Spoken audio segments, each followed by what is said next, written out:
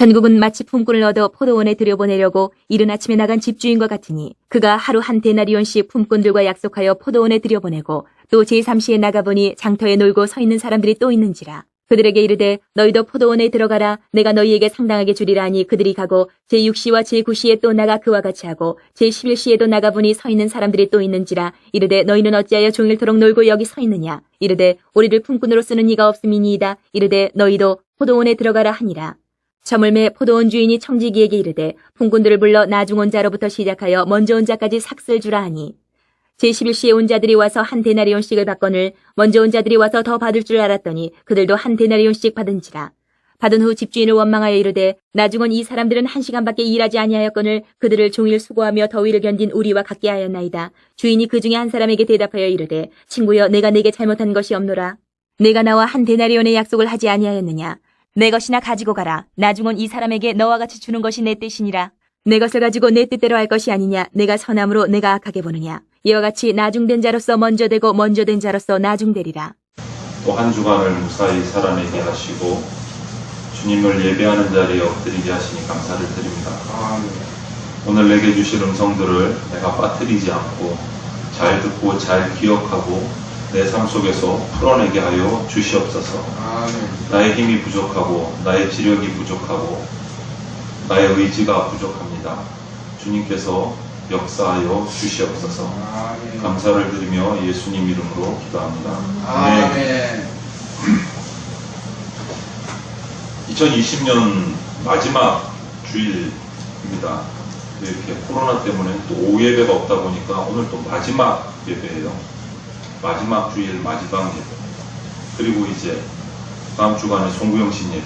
그럼 이제 한 해가 지나가요. 다시 한 번 더 이렇게 묵상하고 한 해를 되돌아보고 하나님 앞에서 점검하는 시간들이 개인적으로 필요할 것 같습니다. 혹시 터키 지역에 성지순례를 다녀온 분이 계시는지 모르겠는데 다녀오신 분은 아마 이곳은 꼭 오신 것 같은데 저는 이스라엘만 갔다 왔지 터키 지역은 못 갔어요. 아직. 그런데 다녀오신 목사님들의 말과 또 그 지역을 이렇게 성지순례에 관해서 적어놓은 책들을 보면서 그래서 알고 있는 이야기들을 오늘 잠시 드리고 말씀을 들어가려고 합니다. 터키에 가면 갑바도기아라는 곳이 있어요. 갑바도기아. 그곳은 땅 자체가 토질이 석회질이라서 동굴이 정말 많이 있어요. 무너지지 않고. 심지어는 그런 동굴들을 이용해 가지고 호텔까지 만들어서 이렇게 관광을 하더라고요. 그런데 그 지역에 가면 그 어마어마한 토굴 공동체 속에 그 땅 속에 지하도시가 만들어져 있어요. 개미집처럼. 미로처럼 뚫려진 그 구멍 속에, 토굴 속에 지하도시가 그대로 지금까지 남아져 있어요. 그런데 책들, 다녀오신 분들의 이야기를 들어보면 그곳에 로마 박해 시대에 신앙을 지키기 위해서 햇빛을 보지 못하고 그 지하로 땅을 파고 들어간 분들이 만들어낸 도시예요. 그 땅 지하에서 평생을 햇빛을 바라보지 못하면서 그곳에서 살으셨어요. 로마의 신앙 박해를 피해서 그 땅 속으로 들어가 숨었어요. 입구가 어딘지 아무도 모르는 거예요. 들어가는 사람만. 정말 비밀인 거예요. 로마군들이 쳐들어오지 못하게 하려고. 그런데 그런 토굴이, 앙굴이 3,000여 개가 있어요. 그죠? 3,000여 개. 그곳마다 교회의 예배 현장들이 남아있고, 심지어는 그곳에 무덤 공동묘지도 있고요. 그 땅속. 이런 불가사의한 현장을 보면서 오늘 우리가 이렇게 신앙생활을 하고 있는 모습을 보면 뭐 전염병 때문에 또 무슨 정부의 어떤 어려움 때문에 신앙생활이 내가 얼마나 안이해졌는가를 생각해 보면 참 부끄럽다라는 생각밖에 들지 않아요. 부끄럽다. 그 중에서도 데린쿠유라는 이름이 붙은 지하 토굴을 보면 깊은 우물이라는 뜻인데 우리나라 말로 지하 120m까지 불이 파져 있어요. 120m. 지상으로 치자면 8층 높이 정도 돼요. 8층. 이 땅속에 만들어진 그 지하 도시에 십자가 형태의 교회가 그대로 지금도 보존이 됩니다. 여기를 다녀오시고 이곳을 둘러보고 온 분들의 말을 들으면 이곳에서 예배를 드렸던 드렸던 사람들은 도대체 뭐 때문에 이렇게 고생했을까? 한 번 들어가면 이제 햇빛 볼 일이 없는데 예배 드리기 위해서 하나님을 믿는 신앙을 지키기 위해서 모든 세상에 자기의 모든 것들을 다 포기하고 땅굴 속으로 들어가서 평생을 살아. 왜 이렇게 했을까 도대체? 이유가 뭘까? 그 생각이 들더라고요. 그때 이런 질문 앞에서 왜 이런지 신학생 때예요. 제가 이 얘기를 들은 적 처음 접한 것이. 도대체 왜 이렇게 살 수 있었을까? 이유가 뭘까? 그 순간 제게 들어온 대답이 있어요. 대답이 하나예요. 나중에 웃는 사람이 되고 싶었어. 나중에 웃는 사람이 되고 싶었어. 훗날 주님 앞에서 내 후손들 앞에서 부끄럽지 않고 활짝 웃기 위해서. 활짝 웃기 위해서. 물론 이 당시 1세기 성도들이 예외 없이 이 땅굴 속에 숨어들어서 평생을 햇볕을 보지 못하면서 예배하면서 하나님의 신앙을 지켰느냐? 아니요. 모두 그렇지는 않아요. 실제로 신학 성경을 읽어보면 적지 않은 사람들이 배교하고 변절하고 타락하고 또 그들에 대한 경고의 말씀들도 성경에 기록이 되어 있습니다. 디모데전서 1장 19절 20절을 보면 믿음과 착한 양심을 가지라. 어떤 이들은 이 양심을 버렸고 그 믿음에 관하여는 파산하였느니라. 그 가운데 후메네오와 알렉산더가 있으니 변절자의 이름까지 거명하면서 기록도 해놨어요. 그리고 디모데후서 4장 10절에는 대만은 이 세상을 사랑하여 나를 버리고 데살로니가로 갔고 이런 기록도 있어요. 부끄러운 이름이 기록된 거잖아요. 하나님을 배교하고 변절한 사람의 이름이 성경에 기록되어 있어요. 여러분, 이렇게 변절한 사람들의 공통점이 뭘까요? 공통점. 이거예요. 당장 지금, 당장 오늘의 평안함을 위해서 내일의 역사를 그리고 영원함을 포기한 것. 이 사람들의 공통점. 지금 당장 내가 살아가기, 지금 당장 내가 짜증나고 화나니까 나의 영원함을 포기하고 내일의 역사를 포기하고 자손들에게 부끄러움을 포기해버려요. 당장 내 뜻대로 해야 되겠습니다. 내 마음대로 해야 되겠습니다. 결과 이들의 이름은 성경에 기록될 정도가 되었어요. 어떤 이름으로? 부끄러운 이름. 이런 비극이 금방 읽어드린 성경 구절처럼 뭐 후메네오, 알렉산더, 대만 이 사람들만의 이야기가 아니에요. 여러분. 저와 여러분들의 이야기가 될 수 있습니다. 저와 여러분의 이름이 비록 성경에 기록되지는 않았지만 이들의 인생처럼 똑같이 부끄러운 이름이 될 수 있다. 말을 바꾸자면 먼저 된 자들이 나중될 수 있다. 처음에는 잘 출발했습니다. 먼저 출발했습니다. 잘 달려갔습니다. 그런데 마지막 나중에는 부끄러운 사람이 될 수 있다. 반면에 보잘것없이 출발했는지 안 됐는지 누구도 인식하지 못했는데 마지막 나중에 인생 끝에 가서 보니까 하나님의 영광으로 먼저 된 사람이 될 수 있다. 여러분, 오늘 읽은 마태복음 20장의 본문 말씀 포도원 일꾼의 비유가 바로 이런 질문에 대한 대답입니다. 그렇다면 먼저 된 자들이 나중 되는 이유가 뭘까? 이것만 알고 이것만 잘 피해 가시면 나중 될 일이 없는 거예요. 먼저 될 수 있는 거예요. 먼저 된 자가 나중 되는 이유를 잘 보셔야 돼요, 여러분. 첫 번째가 이겁니다. 흥정의식 때문에 그래요. 흥정의식. 오늘 본문 배경은 마태복음 20장 1절에서 16절을 읽었는데 이 포도원 일꾼의 비유의 배경은 그 앞장 마태복음 19장 27절에 30절이 설명을 하고 있어요. 어느 날 예수님의 수제자 베드로가 예수님 앞에 나옵니다. 나와서 정말 허심탄회하게 제자니까 스승님한테 요즘 말로 탁 깨놓고 그냥 쿨하게 얘기를 한 거예요. 솔직하게. 19장 27절을 보십시오, 여러분. 이에 베드로가 대답하여 이르되 오소서 우리가 모든 것을 버리고 주를 따라 싸운즉 그런즉 우리가 무엇을 얻으리이까? 이렇게 말해요. 주님, 우리가 모든 걸 다 버리고 주님만 따랐습니다.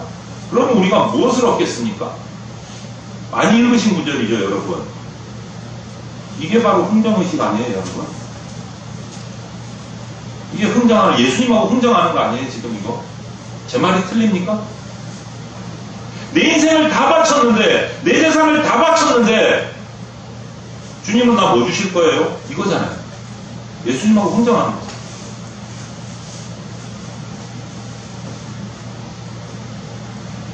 그는 예수님을 믿고 따르면서 받은 보이지 않는 영생의 약속으로는 만족이 안 되는 거예요. 그의 삶의 가치관, 세계관이 변화되는데 그것으로도 자기는 만족이 안 되는 거예요. 베드로는. 피부에 와닿는 손익 계산상 계산기 두드려가지고 나에게 플러스가 있어야 되겠다는 거예요. 눈에 보이지 않는 거 말고 나에게 와닿는 눈에 보이는 뭔가가 있어야 되겠다는 거예요. 기부가 있으면 테이크가 있어야 되겠다는 거예요. 주일마다 와서 코로나19의 이 어려운 상황 속에서도 무엇을 걱정했는지 모르지만 그 어려움 속에서 교회에 와서 내가 시간을 들이고 물질을 들이고 몸을 들여서 봉사했으면 주님 뭔가 나한테 오는 게 있어야 될 거 아니에요. 이거잖아요. 이게 흥정의식이잖아요. 내가 교회에서 한 교회에서 평생을 이 교회 지어질 때부터 지금까지 섬기고 또 옮기고 지금까지 계속 이 교회를 지킬 건데 나한테 뭐 주실 거예요? 이거 흥정이잖아요. 최소한 자식이 잘 되거나 증권이 잘 되거나 집값이 오르거나 뭐 로또가 당첨이라도 돼야 되는 거 아니에요, 하나님? 내가 이렇게 헌신했는데 구원받은 거 말고 그거는 눈에 안 보이니까 뒤로 제껴놓고 나한테 당장 이 세상에서 뭔가 오는 게 있어야 되잖아요. 이게 바로 흥정의식이잖아요. 베드로가 이 흥정의식에 빠지는 순간 믿음의 위기가 왔어요. 이 흥정의식에 몰두하는 순간 아무래도 내가 손해보는 것 같은 느낌이 들기 시작합니다. 본전 생각나는 거예요. 위기가 온 거예요, 이게. 위기가 온 거예요. 그때 예수님이 뭐라고 답하셨을 것 같습니까, 여러분?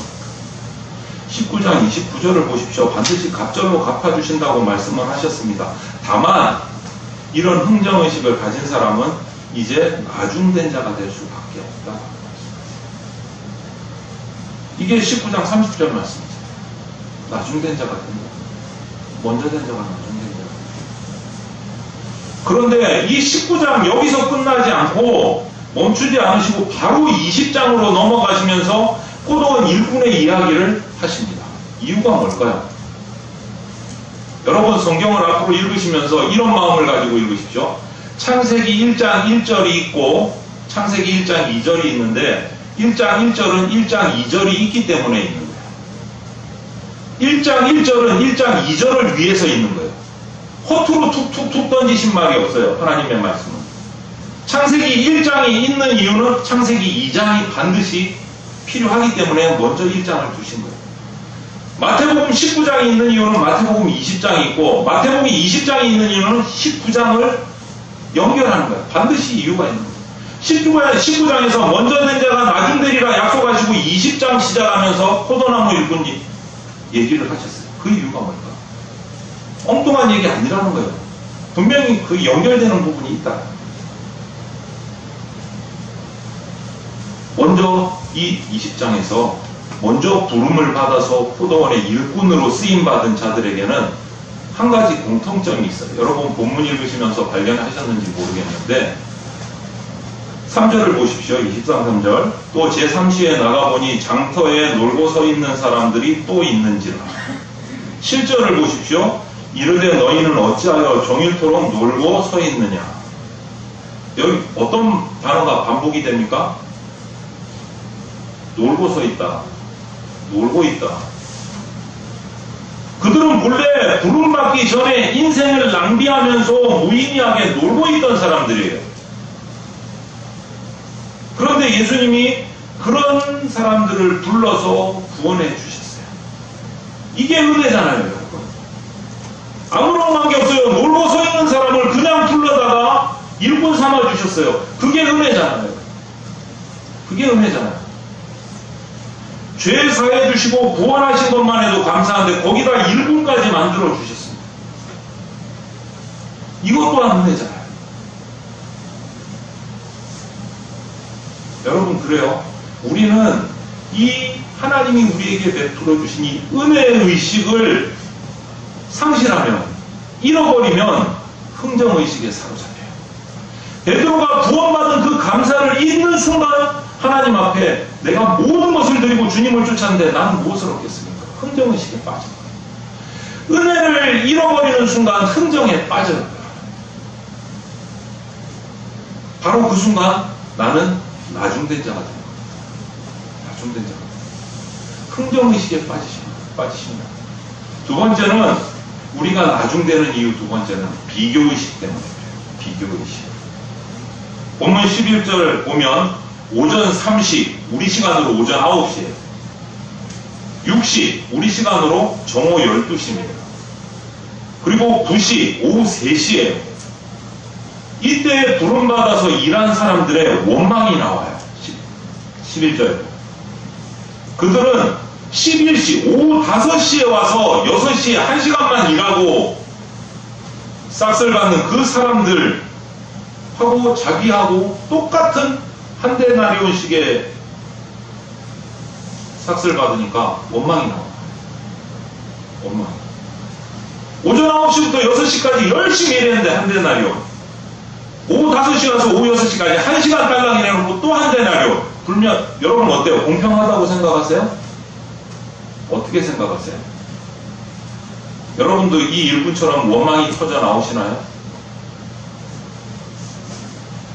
제가 비교를 할게요. 태어나서부터 예수님 쭉 믿고 왔는데 천국. 죽기 직전에 예수님 믿었는데 천국. 원망이 나오세요?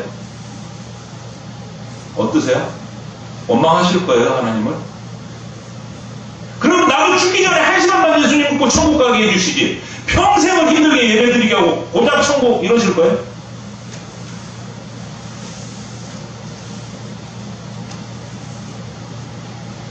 (11절에) 11절에 받은 후 집주인을 원망하여 이르되, 이 사람들이 원망을 시작했어요. 왜 원망합니까? 10절에서 대답을 찾으세요. 먼저 온 자들이 와서 더 받을 줄 알았더니 저희도 한 데나리온씩 받았다. 시간과 상관없이 똑같이 삭슬받았다. 나중 온 자하고 비교한 거예요. 비교가 원망을 낳고 불평을 낳기 시작합니다. 비교가. 우리의 인생살이 신앙생활에도 어느 날 문득 내 안에 불평이 일어나는 때가 있어요. 불평. 그 원인은 뭐냐? 상황은 여러 가지일 수 있는데 원인은 한 가지예요. 비교 때문에. 비교의식. 어떤 지체하고 나를 비교해요. 비교하기 전까지는 내가 상당히 열심히 하는 줄 알았는데 갑자기 비교를 하니까 불행해지기 시작합니다. 여러분 실제로 이 비교의식이 발전하면 질투가 돼요. 계급의식이 돼요. 너는 뭐 부자라서 교회에서 그렇게 갑질하냐 뭐 이런 질투가 나와요. 그게 또 뒤바뀔 때도 있어요. 나는 오래 다녔으니까 1년밖에 안 다닌 사람은 조금 뒤에 가 있어라. 이런 현상이 나타날 수 있어요. 계급의식이 나타날 때가 있어요. 계급의식. 여러분, 이런 비교의식을 우리가 극복해야 돼요. 나중되지 않으려면. 그 방법은 이거예요. 비교의식을 바꾸는 성경적인 처방은 창조의식이에요. 창조의식. 하나님께서는 우리를 창조하실 때 단 한 명도 똑같이 만드신 적이 없어요. 외형도 그렇고 개성도 그렇고 기질도 그렇고 은사도 그렇고 인생에 가는 길도 그렇고 다 다릅니다. 똑같은 사람은 단 한 명도 없습니다. 단 한 명도 없어요. 뭐 같은 게 있어야 비교를 하죠. 다 다른데 어떻게 비교를 하시는 거예요? 다 다른데 비교할 수 없는 거예요. 그걸 억지로 비교를 해서 불평하고 질투하고 짜증내고. 창조의식을 가지면 비교가 애초에 불가능해요. 다 달라요. 다 달라요. 모두 자기만의 독특한 소명이 있어요. 이 땅에 허투루 보내신 것 아니에요. 한 사람 한 사람에게 하나님이 원하시는 게 다 달라요. 비교하기 쓰지 말고 하나님이 나에게만 주신 소명이 뭘까를 발견하기 위해 쓰셔요. 다른 사람에게 주지 않은 나에게 주신 소명이 뭘까? 분명히 나는 나 한 명인데 하나님이 나를 통해서 무엇을 하기 원하실까? 이것을 발견하려고 말씀 읽고 예배하고 기도해야지. 저 집사는, 저 장로는, 저 권사는 비교하지 마세요. 나는 무엇을 해야 될까? 하나님 앞에서 그것을 고민하세요. 그것을 고민하세요.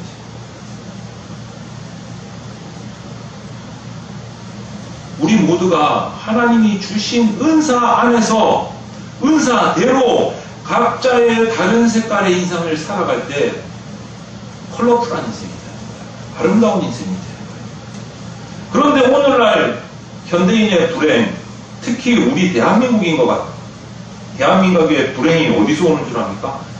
전부 다 파란색 돼야 돼. 전부 다 흰색 돼야 돼. 전부 다 빨간색 돼야 돼. 이렇게 다르죠. 전부 다 좋은 대학교 가야 되고 전부 다 대기업 들어가야 되고 그러면은 전부 다 대기업 들어가면 나머지 중소기업은 누가 일해요? 사업은 누가 해요? 나는 대기업 들어갔으니까 중소기업 일하기 싫어. 투덜투덜. 그러면 일이 되겠습니까? 왜 그래요? 비교의식 때문에. 비교의식 때문에. 하나님께서 나를 이 자리에 세우신 이유가 뭘까? 이 자리에서 나를 통해서 하나님께서 하시고자 하는 일이 뭘까? 그것을 고민하셔야 돼요. 비교하지 마요. 저 교회는 한빛교회는 큰데 한빛교회는 저렇게 선교하니까 우리도 저렇게 선교해야 돼. 한빛교회는 이런 동아리도 있으니까 우리도 이런 동아리 만들어야 돼. 비교가 안 되는 거예요. 대전 장로교회는 대전 장로교회만의 스타일이 있는 거예요. 하나님이 주신 스타일이. 그거를 발견해 가야 돼요. 비교하지 마세요. 비교하지 마세요.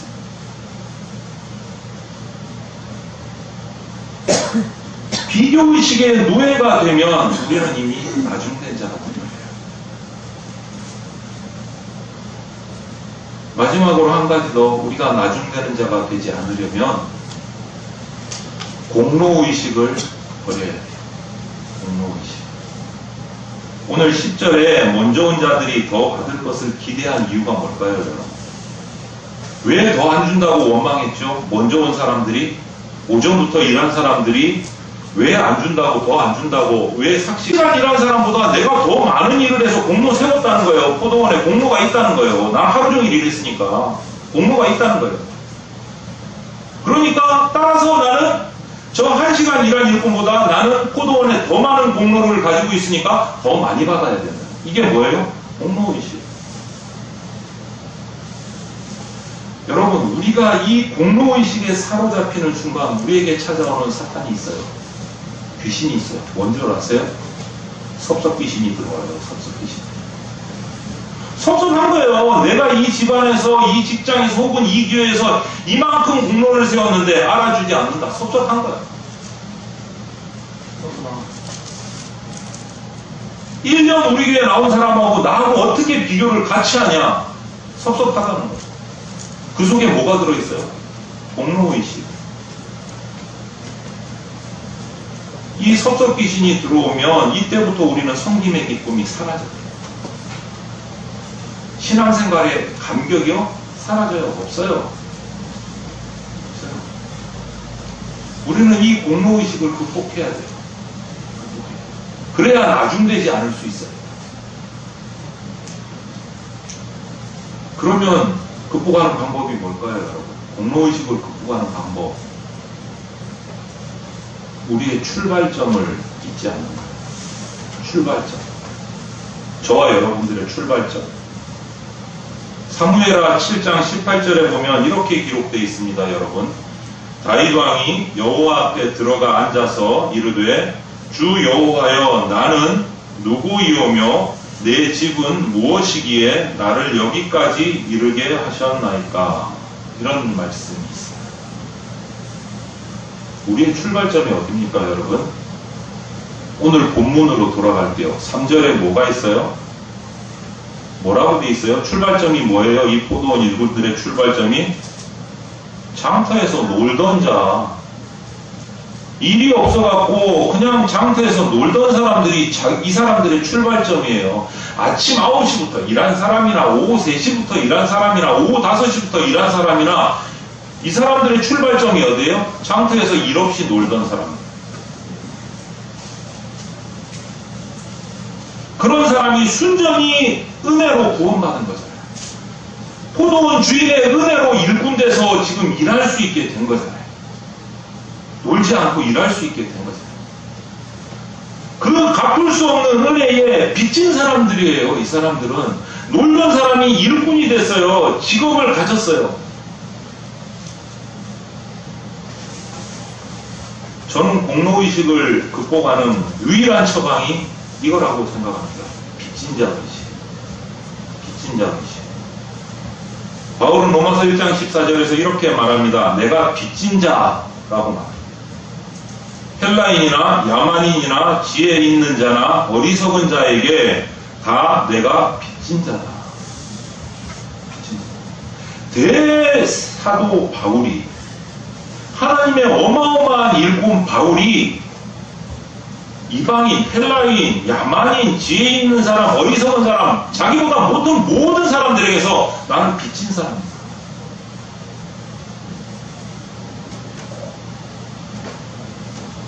저는 이 자리에 앉은 여러 성도님들, 우리 목사님에게 빚진 사람입니다.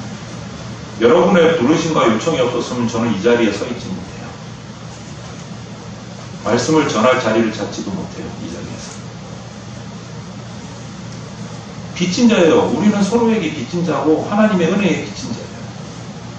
이런 의식을 가지면 공로의식을 이겨낼 수 있어요. 공로의식을 이겨낼 수 있어요. 그래서 우리 다른 교단은 제가 많이 안 가봐서 모르겠어요. 저 어렸을 때부터 가장 자주 들은 기도 말씀 중에 이런 말씀이 있어요. 우리 할아버지 할머니들이 기도하실 때, 많은 장로님 권사님들이 기도하실 때 항상 하시는 말씀이 있어요. 공로 없는 죄인 예수님의 이름으로 기도합니다. 아멘. 어떤 분도 다만 예수님의 공로 받들어 기도하옵나이다. 이런 기도 많이 하세요. 공로 없는 죄인 예수 그리스도의 공로 받들어 내가 기도합니다. 이거 수없이 많이 들었습니다.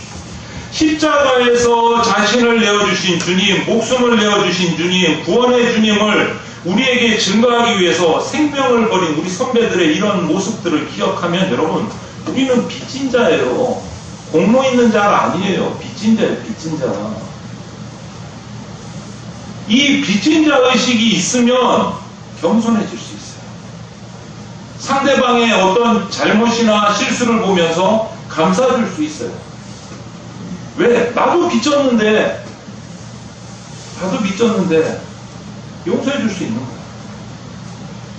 그게 성경의 유일한 처방이에요. 유일한 처방.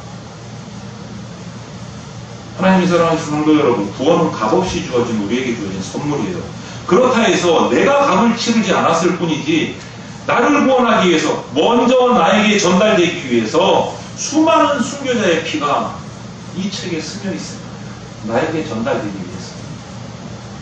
엄청난 대가를 치른 거예요, 복음은. 저와 여러분들에게 도착하기까지. 그런 의미에서 우리는 한 명도 빠짐없이 다 복음의 빚진 자들입니다. 우리의 공로요, 내세울 거 하나도 없습니다. 하나도 없습니다.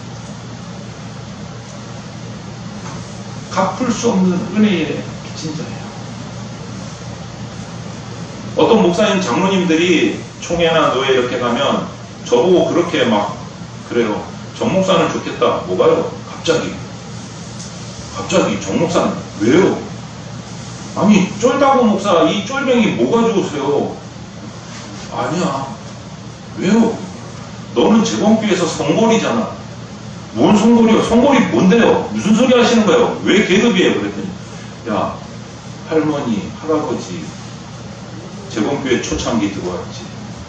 아버지 목사지. 삼촌들 목사지. 외삼촌 목사지. 너도 목사지. 그럼 성골이지. 웃기고 있네. 그래. 그 친구 목사님. 그런 공로가 아니에요, 여러분. 아무 의미가 없어요. 아무 의미가 없어요. 전부 다 빚진 사람이에요. 전부 다 빚진 사람.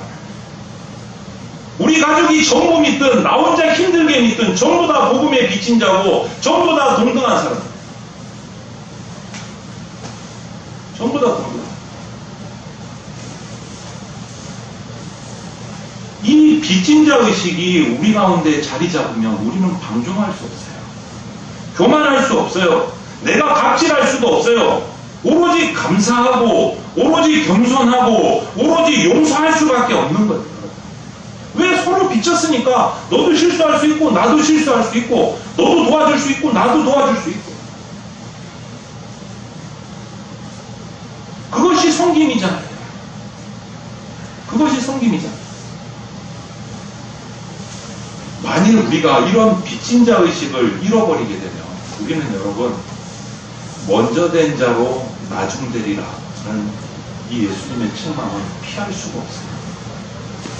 평생을 교회를 다니셨던 1년을 교회를 다니셨던 이 빚진 자 의식을 가지지 않으면 우리는 나중돼요.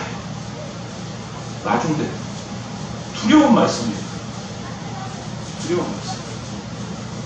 반대로 은혜의식과 창조의식과 빚진 자 의식으로 살아갈 수 있다면 우리가 오히려 내가 이름 없이 시작했을지라도 먼저 된 자가 될 수 있어요. 먼저 된 자가 될 수 있어요. 1세기 성도들인 바울이나 요한이나 누가나 디모데, 오네시모, 브리스가, 아굴라, 에바브로 이 외국 사람들뿐만 아니라 우리나라의 초창기 우리의 신앙의 선배들을 보세요. 최덕지 목사님, 김민희 전도사님, 주기철 목사님, 손양원 목사님, 그 외에도 수많은 신앙의 선배들 모두 자기 시대의 자기의 삶의 현장에서 복음의 빚진 자로 살아가신 분들이에요. 그 책임을 다 하고 가신 분들이에요. 그분들이 있었기 때문에 그분의 피가 있었기 때문에 지금 우리가 이 자리에 있는 거예요. 다른 말로 먼저 된 자의 책임을 다하고 가신 분들이에요. 먼저 된 자의 책임을 다하고. 이제 남은 질문은 딱 하나 이거예요, 여러분. 지금 이 시대에 먼저 된 저와 여러분들이 이제는 어떻게 살아야 될까? 서두에 2020년 마지막 주일 예배라고 말씀드렸습니다.